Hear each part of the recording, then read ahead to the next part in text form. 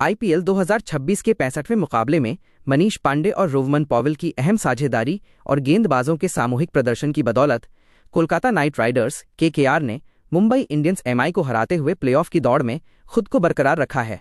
इस season KKR की ये छठी जीत है और अब उनके खाते में कुल 13 अंक हो गए हैं। इस जीत ने केकेआर को अंक तालिका में छठे स्थान पर पहुंचा दिया है। केकेआर ने एमआई को पहले बल्लेबाजी के लिए आमंत्रित किया था, लेकिन कैमरन ग्रीन ने दोहरे झटके देते हुए शुरुआत में ही एमआई को बैकफुट पर धकेल दिया था। इसके बाद ग्रीन ने रोहित शर्मा का भी बेहतरीन कैच लपका और सौरभ दुबे ने रोहित को पवेलियन चलता करने के बाद सूर्य कुमार यादव को भी बोल्ड कर दिया। पावर प्ले में ही एमआई ने अपने 4 विकेट गंवा दिए थे। 8 ओवर में एमआई का स्कोर 57 रन पर जब 4 विकेट था तब बारिश आ गई और इसके चलते खेल लगभग 45 मिनट तक बाधित रहा।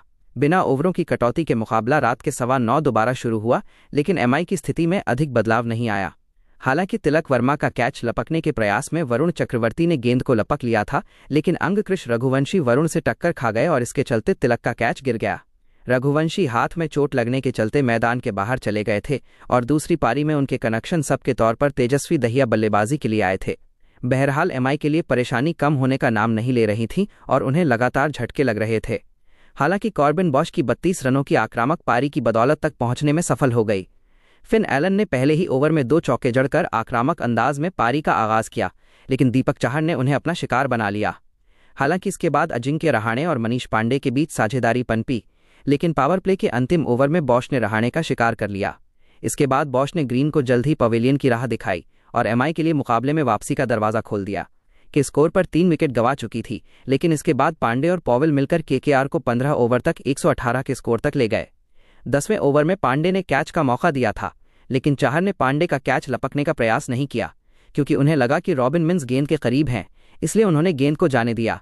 पांडे जसप्रीत बुमराह के खिलाफ सिंगल खोजने के प्रयास में 45 के निजी स्कोर पर आउट हो गए, लेकिन उन्होंने केकेआर को जीत की ओर अग्रसर कर दिया था। बॉश ने पॉइंट पर पॉवेल का बेहतरीन कैच लपका और एमआई मुकाबले में दोबारा वापसी करने का प्रयास कर रही थी। हालांकि लक्ष्य केकेआर से अधिक दूर नहीं रह गया था और 18वें ओवर में तेजस्वी जब बॉश का शिकार बने तब केकेआर जीत से मात्र 8 रन दूर रह गई थी। कार्तिक त्यागी ने भी केकेआर के लिए 2 विकेट हासिल किए। बारिश के बाद त्यागी ने ही तिलक के रूप में केकेआर को पहला झटका दिया था और पारी की अंतिम गेंद पर उन्होंने चाहर का शिकार किया। प्लेऑफ में जगह सुनिश्चित करने के लिए केकेआर को अपना अंतिम मैच जीतना होगा और ये भी उम्मीद करनी होगी कि अगर पीबीकेएस अपना अंतिम मैच जीतती है तो अधिक अंतर से न जीते। इसके अलावा उन्हें ये भी उम्मीद करनी होगी कि राजस्थान रॉयल्स अपना अंतिम मैच हार जाए। हालांकि पहले केकेआर के सामने चुनौती अपना अंतिम लीग मैच जीतने की होगी।